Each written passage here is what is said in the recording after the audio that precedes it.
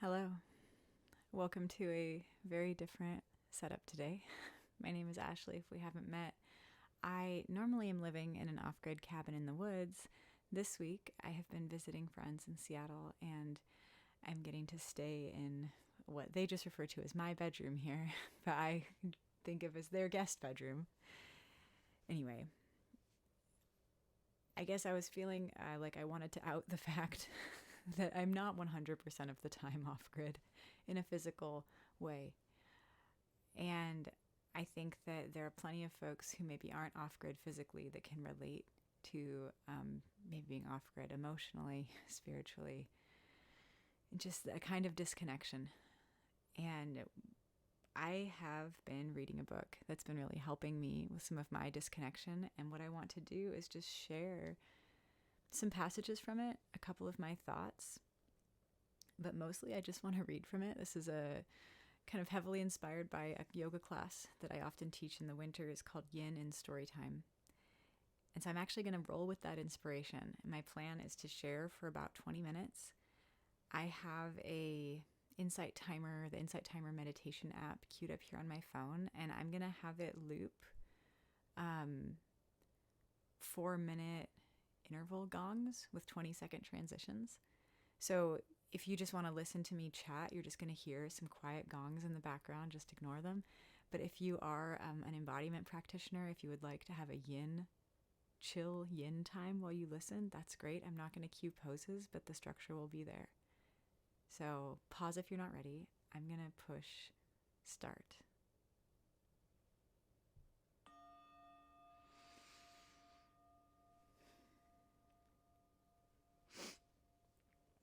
Okay. The book that I've been reading is called Rest is Resistance, a Manifesto by Tricia Hersey. I was not previously familiar with her work. Her work includes many things. She's the founder of the Nap Ministry, an organization that examines rest as a form of resistance by curating sacred spaces for the community to rest via collective napping experiences, immersive workshops, performance art installations, and social media. What a human. What an amazing woman. And yeah, I'm just going to read to you a bit. So if you're not sure if this is for you, presumably you are sure this is for you because you've opted into listening to me read to you about it. But if you're on the fence at all, I'm going to start here with a passage called Who is Resting For? Rest is for the weary, for the hard workers, for those trying to make a way, for those making a way yet still suffering from disconnection, for those wondering when they will be able to get a full night's sleep, for those thinking they aren't worthy enough to sleep and don't deserve rest because they've been socialized to believe this, for the faith workers and those out on the front lines, to those raising children and trying to do what's best, to the entrepreneur, to the unemployed, to the blue-collar worker, to the white-collar worker, to those brainwashed by a system that has taught you aren't enough unless you produce. Rest is for all of us. A global movement for all to be able to tap back into our divinity. Rest is our divine right. It is not a luxury or privilege.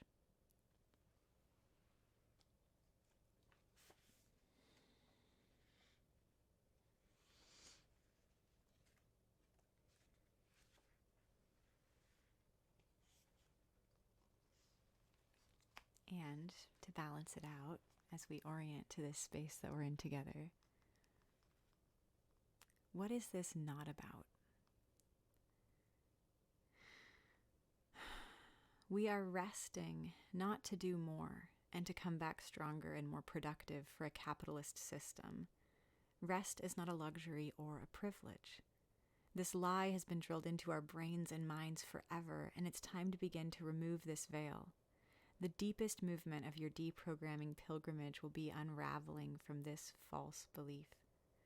One day, I hope we can all deprogram from the lie that rest, silence, and pausing is a luxury and privilege. It is not.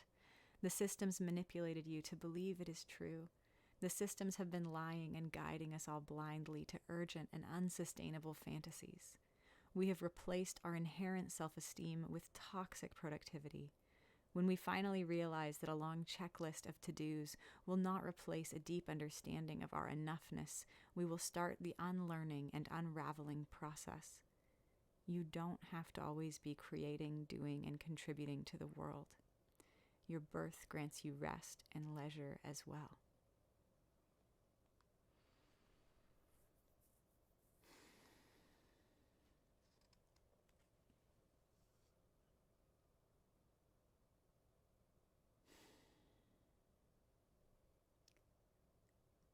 I just loved that first. We are resting not to do more and to come back stronger and more productive for a capitalist system. Fuck that. Apologies. I can't resist the F-bomb. All right. So this was that first 4-minute block. If you want to transition in between 4-minute blocks, like I said, there's kind of a 20-second transition window, and that was it. So that's the shape of things. I'm offering this because I know that so many of my friends who watch these videos have strong embodiment, or just, not strong, but like a regular embodiment practice. You don't have to have any special strength. Rather, you need the special strength of saying you want to slow down. Let's hear some more. Because this isn't easy work.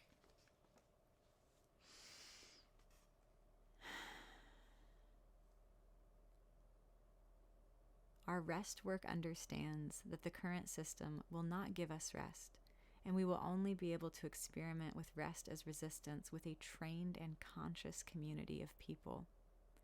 We cannot heal alone, and we must craft our rest practices in a collective way, with our North Star being disruption, refusal, and healing. As Dr. King said, freedom is never voluntarily given by the oppressor, it must be demanded by the oppressed. Our interconnectedness is a form of resistance in times thriving against the dehumanizing ways capitalism and white supremacy see the world. Those caught up and aligned with either system must do the important work of looking at themselves with an open heart and determined spirit to change and transform. There is deeper unraveling to be done. Our care and rest will open up a new future story. We must be determined. Grind culture keeps us out of our imagination and in a constant state of explanation, on the edge of tears, exhausted, triggered, and wondering. How could an interconnected, radical embrace of imagination and rest serve as a form of liberation? How can we build a fortress of care and live into our role as neighbor? I believe our very survival spiritually against grind culture resides in community care. We are nothing without each other. We will be nothing, will seek to exist, if we don't look closely at our own trauma around the violence of grind culture. How are you participating as an agent of grind culture? Are you aligning yourself with those who seek to exploit our labor and attention? I want us free from inflicting violence onto ourselves and each other because we haven't stopped long enough or stepped back to analyze what happens when we attempt to keep up with grind culture. There's no way to keep up with the machine-level pace that capitalism requires. It is not sustainable, and the first step in moving away from this pace to craft spaces of rest and care is to grow your imagination. The idea of rest as resistance is a counter-narrative to the dominant story. Protest and resistance don't look one way. It's what's really happening on the ground in the small and important details of our lives. It says, no, this isn't the full story. I have another perspective. I can speak for myself. It's living when someone told you you should die. It's centering joy when pain and oppression surround you daily. It's living in your truth, even when your heart trembles at the thought of being vulnerable. It's napping when the entire culture calls you lazy. It's sleeping when you have been told by capitalism that you aren't doing enough. It's honoring a day, a week, a second for Sabbath.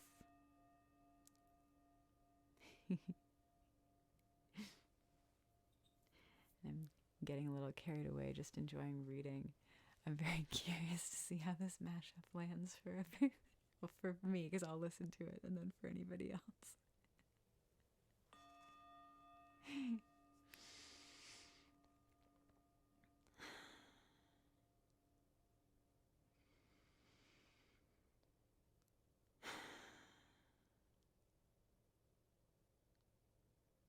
It's sleeping when you've been told by capitalism that you aren't doing enough. It's honoring a day, a week, a second for Sabbath. It's reimagining what a Sabbath can look like based on your own history. Resistance is laying down when you have been told to keep going. It's listening to the voice whispering inside of you to be productive when your breathing is all the production ever needed. Just keep resting. Keep repeating to yourself and those around you that rest is your resistance. Repetition is a powerful concept for deprogramming, and I hope that you stay with your head on a pillow and in the stars, imagining new worlds. Repeat the following meditations over and over. There's 10 of these. I'm going to pause after each one, and maybe wherever you are, you can just let it sink in. Meditations for rest. 1. I deserve to rest now.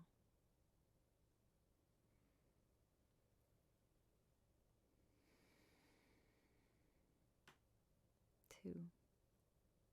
I am worthy of rest.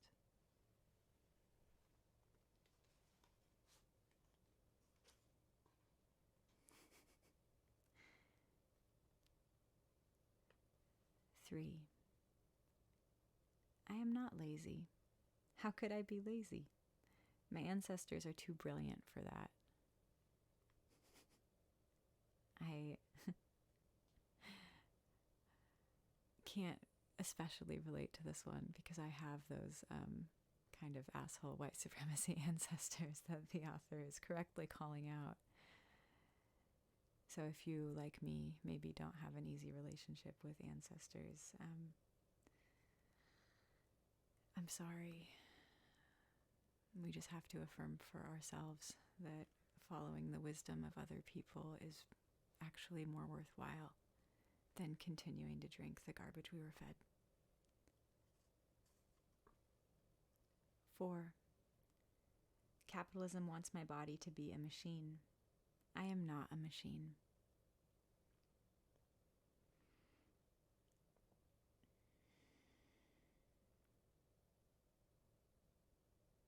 5. I am a magical and divine human being.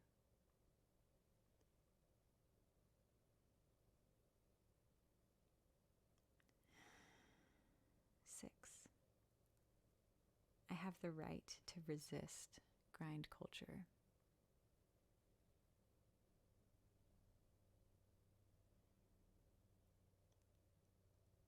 7. I don't have to earn rest.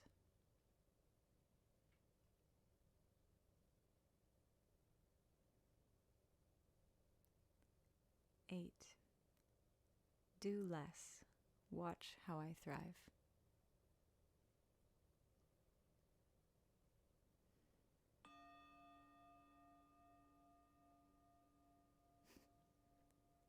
'My timing isn't ideal. We'll do these last 2 in the next block of time.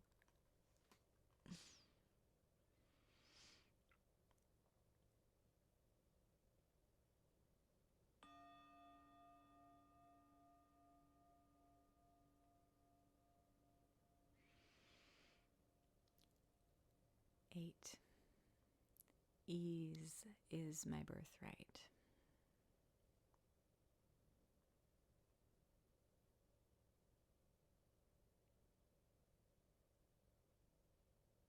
'I think I just said 8, but that was 9. Ease is my birthright. Getting things perfect is not required. And 10. I will rest. So those were the meditations for rest. any of them landed especially well, maybe bring it with you. Oh, this has been going by kind of fast. I have so many other passages marked that I want to read. But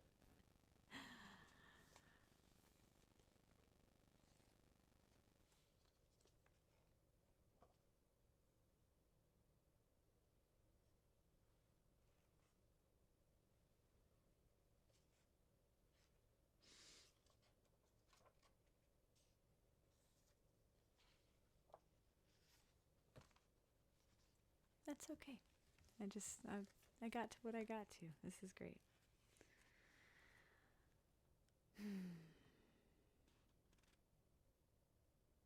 Go to your beds.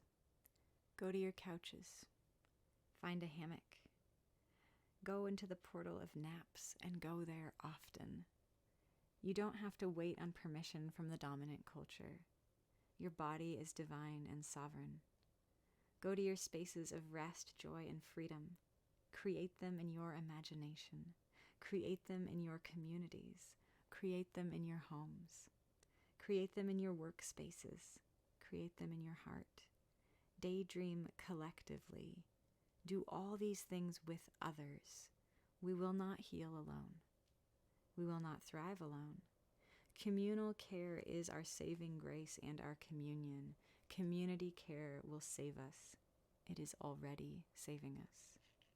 There will not be instant answers to our inquiries about rest as resistance. We don't desire anything quick and instant because both ignore our complexities as human beings. We must be more human. We want to bathe and soak in our complexities. We want to take our sweet time.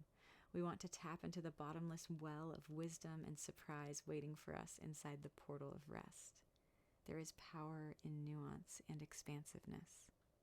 Go to the water. Go to the depths of the ocean inside of you. Float there. Rest there. Imagine and dream there. It is game over for the lies of white supremacy and capitalism. We know better. The veils have been lifted, and with each nap, we are closer to seeing ourselves for who we truly are. We know this will not be easy, as the systems will most likely gain more power before they ultimately burn themselves out. As we collectively rest and unravel from our alignment with grind culture, layers are peeled back to show the truth of ourselves. We are more than what we have ever been told, and we must continue seeing each other and ourselves, no matter how distorted and exhausted we show up. And this will be the last little 4-minute rest. So if you were doing something asymmetrical, maybe balance yourself out or just plan to stay longer.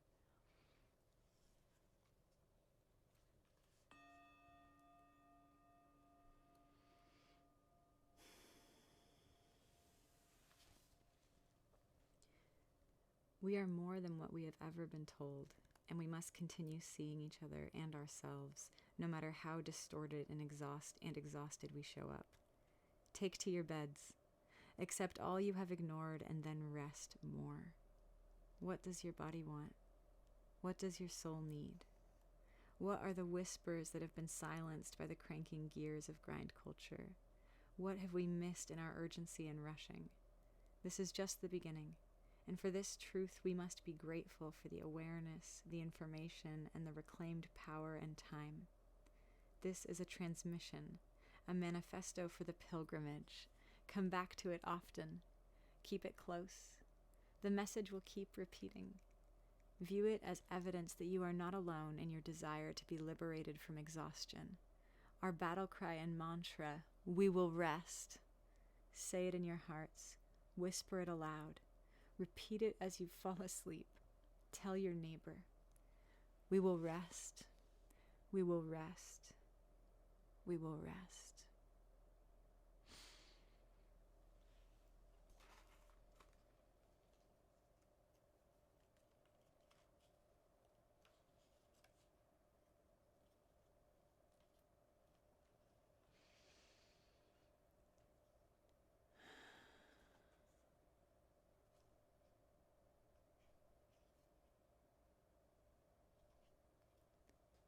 I'm going to read one of the poems that Tricia put in the book, and then I'll just leave it in quiet until that last bell, and I wish you all well, anybody receiving this little experiment. Let me know. I'd love to hear if you liked it. The doors of the Nap Temple are open. Won't you come? This is an invitation for weary souls to rest. This is a resistance. This is a protest. This is a counter-narrative to the lie that we all aren't doing enough. We are enough. This is a counter-narrative to the lie that our worth is tied to the grind of capitalism and the lie of white supremacy. You are enough simply by being alive. Thank you for living. Thank you for resisting. Thank you for creating. Thank you for dreaming. Thank you for resting. We believe that our healing can visit us while we are napping, while we are resting, while we are sleeping, while we are slowing down. We believe that naps provide a dream envisioning space to invent, to create, to heal, to imagine. This is what resistance looks like. Won't you come? This is a resistance. This is a protest.